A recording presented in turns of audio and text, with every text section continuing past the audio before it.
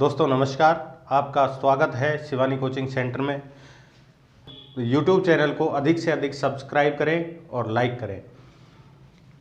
दोस्तों कल हमने पढ़ा था वर्णों के बारे में। वर्ण होते क्या हैं, भाषा क्या होती है, वर्ण किसे कहते हैं, कितने भागों में वर्णों को बांटा जाता है। 2 भागों में बांटा जाता है, स्वर में, व्यंजन में। स्वर किसे कहते हैं, व्यंजन किसे कहते हैं, ये सारी चीज़ें हमने दोस्तों कल जान ली थी। हमने वर्णों के भी भेद पढ़ लिए थे, बस रह गया था तो एक भेद रह गया, और वो ये मान के चलो आप कि इस जो वर्ण है हमारा, इसमें सबसे अहम रोल जो निभाता है, अहम भूमिका जिसकी है, वह यही चीज़ है जिसको मैं अभी आपको आज पढ़ाने जाऊंगा। दोस्तों ध्यान से देखें, इसको आपको मेरे साथ साथ में अगर कोई लिख रहा हो तो लिखना भी पड़ेगा, और साथ साथ में इसकी बोलने की अगर आप कोशिश करोगे, शुद्ध अशुद्ध इसमें बहुत ज़्यादा होगे, क्योंकि ये मंत्र हैं, संस्कृत के 9 मंत्र हैं। वो 9 के 9 मंत्र यदि आपको याद हो जाएंगे तो मैं ये दावा करता हूं कि 1 से 2 प्रश्न इस संबंधित ध्वनि से संबंधित, यदि वर्णों से संबंधित कोई प्रश्न आता है तो सबसे ज़्यादा इसी में से पूछा जाता है। तो दोस्तों देखें, एक बार मैं कुछ मंत्र लिखूंगा। सबसे पहले मैं आपको बता देता हूं, जो हम आज पढ़ने जा रहे हैं वह है ध्वनियों के आधार पर वर्णों के भेद। ध्वनियों के आधार पर वर्णों के भेद। दोस्तों मैं लिखता जाऊं, आप मेरे साथ साथ में लिखते जाएंगे। अगर कोई नहीं लिख रहा है तो वो सिर्फ बोलते जाएंगे। थोड़ा सा कठिन जरूर लगेगा आपको, लेकिन मजा आएगा। दोस्तों देखें, पहला सूत्र है हमारा अकुह। अकुह विसर्जनीयानाम।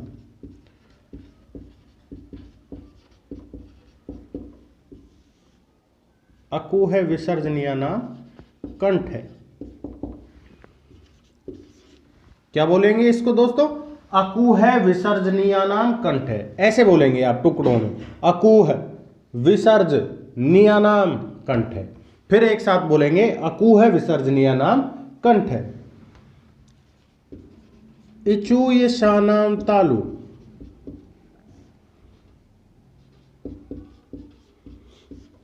तीसरा है ऋटोर्षानाम मूर्धा।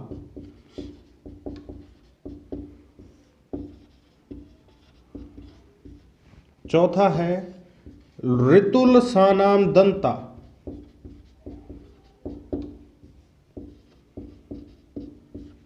पांचवा है उपूप धमानिया नाम। उपूप धमानिया नाम। उपूप धमानिया नाम ओष्ठो।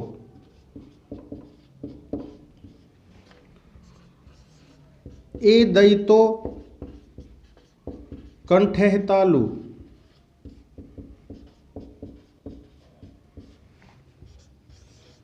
ओ दौतो कंठोष्ठ है।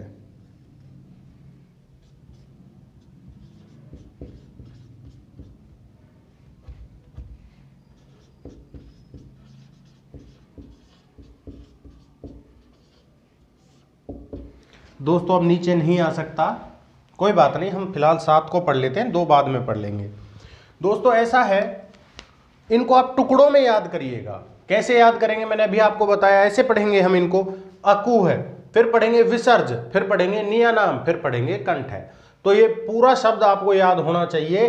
अकुह है विसर्जनीयानाम कंठ है। दूसरा इचूयशानाम तालु, ऋटोर्षानाम मूर्धा, ऋतुलसानाम दंता, उपूप धमानियानाम ओष्ठो, ए दयितो कंठे तालु, ओ दौतो कंठोष्ठ है। यहां तक हम पढ़ेंगे। 2 सूत्र और रह रहे हैं हमारे, जिनको हम अभी थोड़ी देर बाद पढ़ेंगे। मेरा इनको पढ़ाने का, आपको याद कराने का मकसद क्या है? देखो, ध्वनियों के आधार पर आपसे जो प्रश्न पूछा जाएगा वो किस प्रकार पूछा जाएगा कि है जो है कौन सा है किस प्रकार की ध्वनि है। आपसे पूछा जाएगा है किस प्रकार की ध्वनि है, या फिर आपसे यह पूछा जाएगा कि है का उच्चारण स्थान कहां से होता है, उच्चारण स्थान कौन सा है, उच्चारण कहां से होता है। वो दुष्ट का कोई भरोसा नहीं, वो कैसे भी आपसे पूछ सकता है। उसने पूछ लिया है का उच्चारण स्थान कौन सा है, आप क्या बता पाओगे? जब तक आपको पता नहीं होगा तो आप नहीं बता पाओगे। फिर आपसे पूछ लिया है जो है किस प्रकार की ध्वनि है, मूर्धन्य ध्वनि है, तालव्य ध्वनि है, कौन सी ध्वनि है, नहीं बता पाओगे दोस्तों अगर आपको नहीं पता होगा तो। उसके लिए सबसे आसान है कि सबसे पहले सर्वप्रथम हम इनको याद कर लें। मैंने आपको बताया अकूहे विसर्जनीय नाम कंठ है।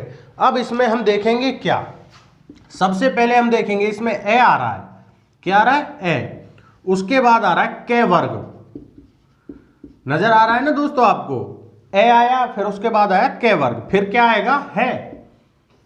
अब विसर्ज जो है, इस विसर्ज को आप डिनोट करो किससे, विसर्ग से। किससे डिनोट करोगे, विसर्ग से। मेरा कहने का तात्पर्य है ए के वर्ग के पांचों की अंतिम छोड़ना है हमें, 4 लेने हैं, 5 नहीं लेने हैं, सॉरी। के वर्ग के 4, के खे गे घे, ए के वर्ग के 4 है और विसर्ग, इनका उच्चारण स्थान होता है दोस्तों कंठ से। कहां से होता है, कंठ से। देखो हमने भी यहां पे क्या लिखा हुआ है, कंठ ही लिखा हुआ है। इन सब का उच्चारण स्थान कंठ से होता है। इन ध्वनियों को बोला जाता है कंठ्य ध्वनि। कौन सी ध्वनि बोलते हैं इनको, कंठ्य ध्वनि। अब आपसे अगर ये सवाल पूछ लिया जाए, ये प्रश्न पूछ लिया जाए कि खे का उच्चारण स्थान होगा, यदि आपको ये पता है तो आप बता दोगे कि खे का उच्चारण स्थान कहां से होगा, कंठ होगा। आपसे पूछ लिया जाए खे किस प्रकार की ध्वनि है, तो आप बता देंगे किस प्रकार की ध्वनि है, कंठ ध्वनि। इसी प्रकार हम इन सभी को पढ़ेंगे। आपको इसमें ई नजर आ रहा है तो हम आगे ई लिख देते हैं। इसके बाद में आपको च वर्ग, मैंने अभी आपको ऊपर के में बताया 5वां वर्ण नहीं लेना है। कितने नहीं लेने, 5वां नहीं लेना है, शुरू के 4 ही लेने हैं। उसके बाद में है ये दोस्तों, उसके बाद में है से। इन सभी का उच्चारण स्थान कहां से होता है, तालु से होता है। इनका उच्चारण स्थान तालु से होता है, इसीलिए इस से को क्या बोला जाता है, तालव्य से। और ये सभी ध्वनियां कौन सी बोली जाती हैं, ये सारी ध्वनियां बोली जाती है तालव्य ध्वनि। अगला है री, टे वर्ग के कितने दोस्तों, 4, रे और शे। इनका उच्चारण स्थान होता है मूर्धा,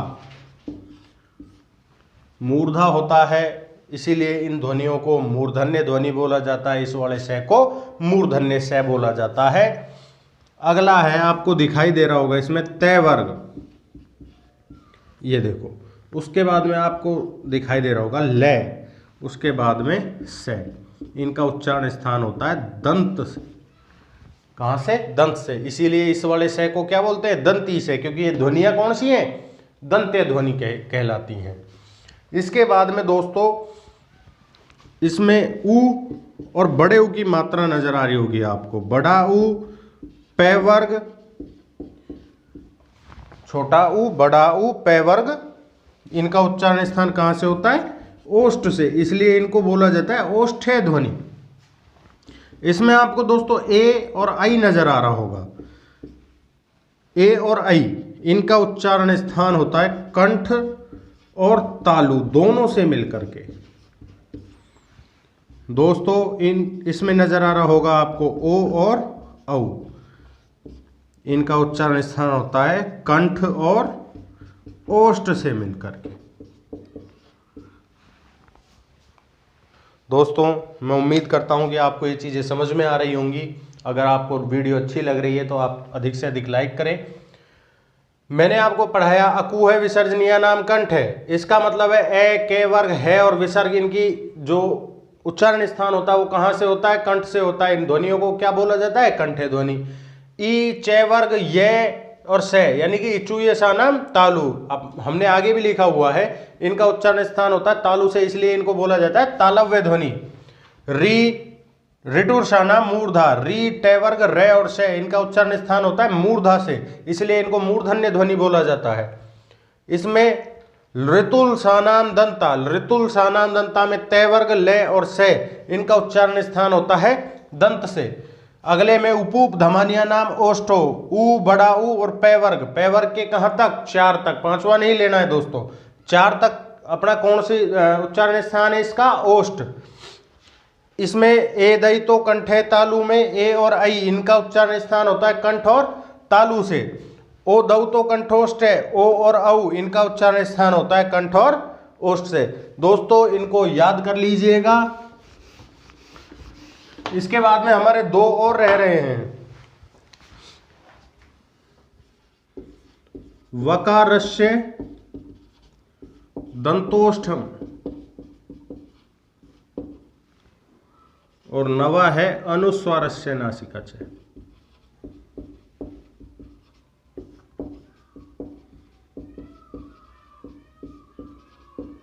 या फिर इसको बोलते हैं ये मैं गे ने।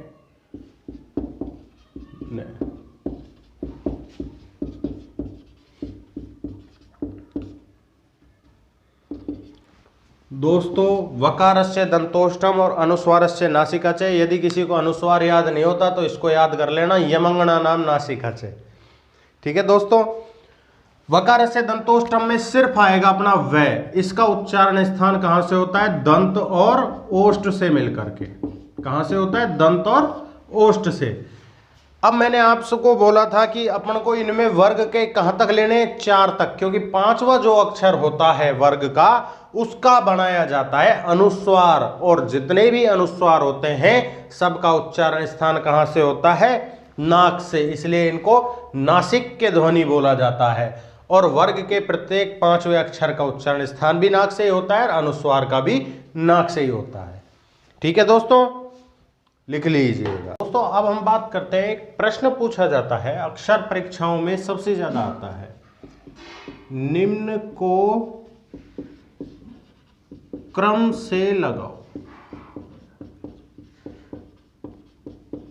निम्न को क्रम से लगाओ। दोस्तों ये प्रश्न एक ऐसा प्रश्न है जो अक्सर पटवारी में, राजस्थान हाई कोर्ट में, ग्राम सेवक में, अधिकतम परीक्षाओं में प्रश्न पूछा जाता है। ये प्रश्न पूरा की पूरा आधारित है अपना वर्ण पर। यदि आप लोगों को वर्ण अच्छी तरीके से कंठस्थ है तो आप इस प्रश्न को 101%, 100% आप इसको सही करके आएंगे। जैसे मैं आपको एक करके बताता हूं, ज्ञाता,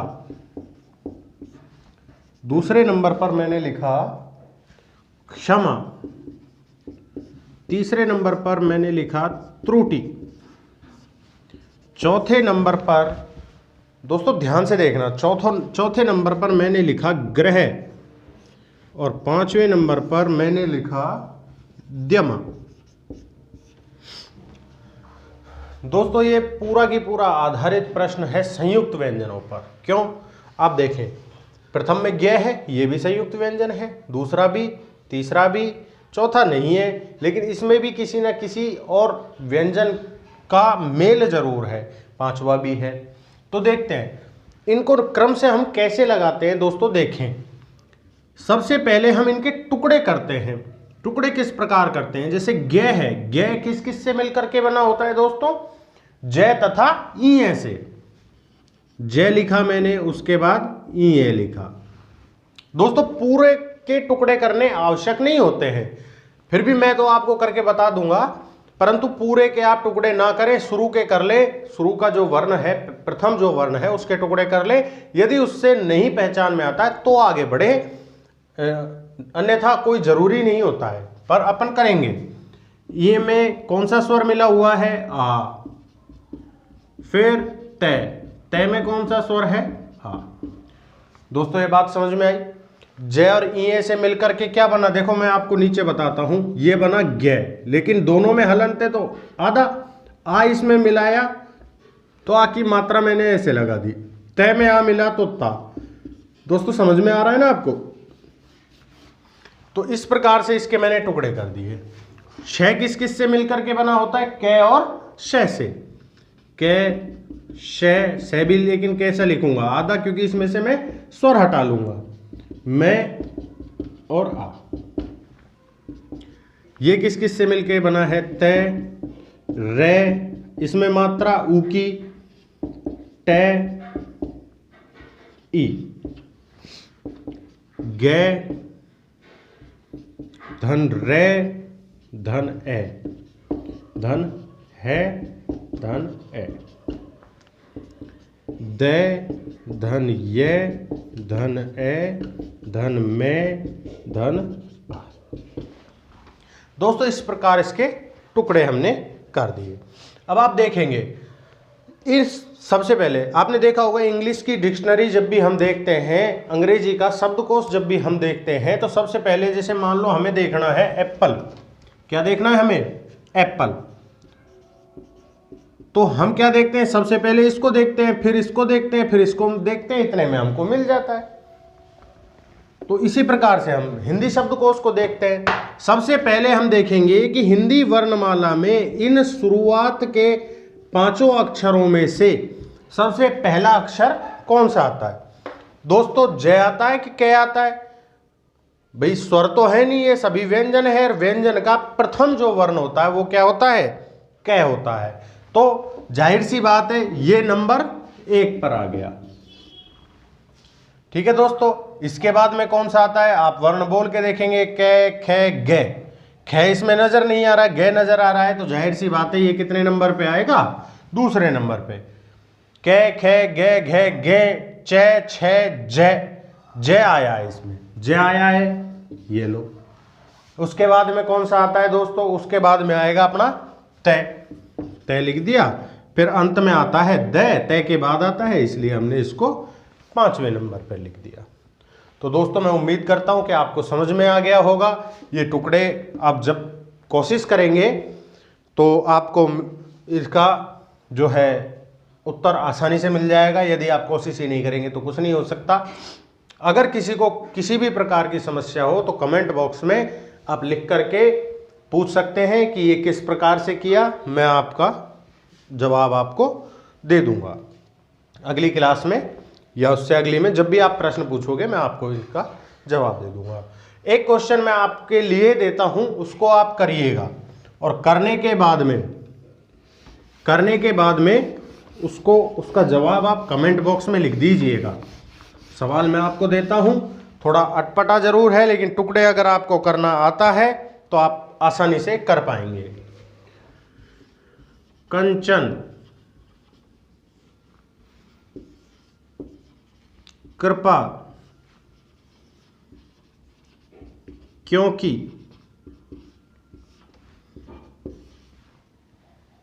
क्या और कमल।